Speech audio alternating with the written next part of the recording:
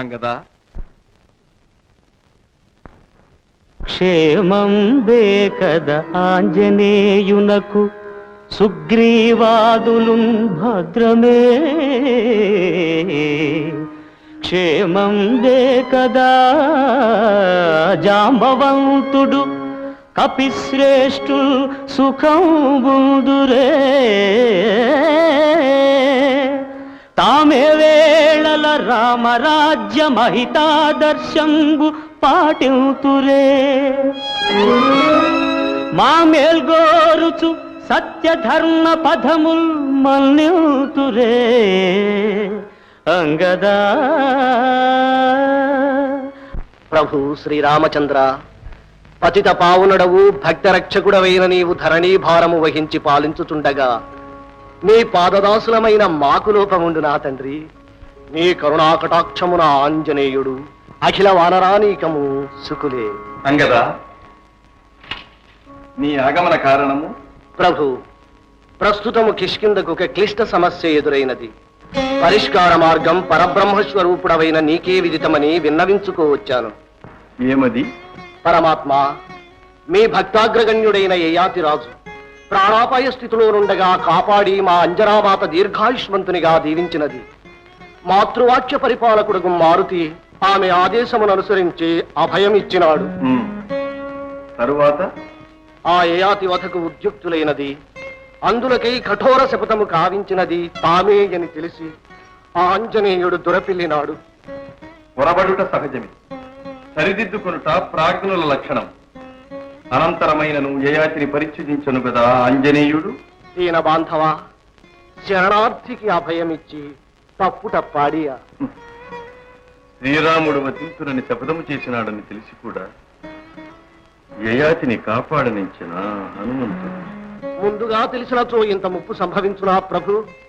తెలియక జరిగిన సంఘటన గనకే పరమభక్తుడైన యయాతిని పాదదాసుడైన ఆంజనేయుని మన్నించమని కోరుకునుటకు మా వానర జాతి ప్రతినిధిగా దేవరచెంతకు వచ్చాను. సందేశార్థము చక్కగానే ఉన్నది. అయినా మా ప్రతిజ్ఞ వ్యర్థాలాపమనియా మీ ఊహ? దేవదేవా, నీవు తలుచుకున్నచో యయాతిని రక్షింపలేవా? మారుతిని మన్నింపజాలవా? వగచి శరణన్నవాడు నీ భక్తవరుడు రోవ అభయమిచ్చినవాడు పుత్రసముడు ఇరువురులు రెండు కళ్ళు కాదే తలంప పరుడెవరు నీకు వీరిలో పద్మనాభ.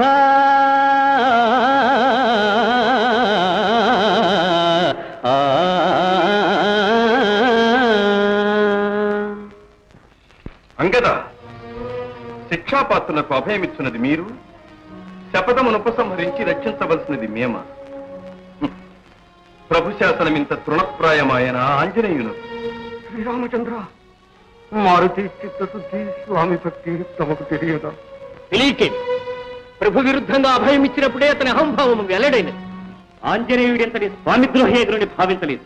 హరిహరి, నిరంతర శ్రీరామనామధ్యానమే జీవిత పరమార్థముగా ఎంచు మారుతి పైన నిందారోపణ, దయాభిక్షార్థిస్తున్న దాసుని పైన మీ రోషావేశం. శ్రీరామచంద్ర, మమ్ము కరుణించవా ప్రభు? అంగద, ఈ శ్రీరాముడు ధర్మ విధి నిర్వహణలో కరుణకు తావులే. అపరాధి అవశ్యము దండనారు. ప్రభు, ఈ యాతి నిరపరాధి, విశేషించి మీ భక్తుడు.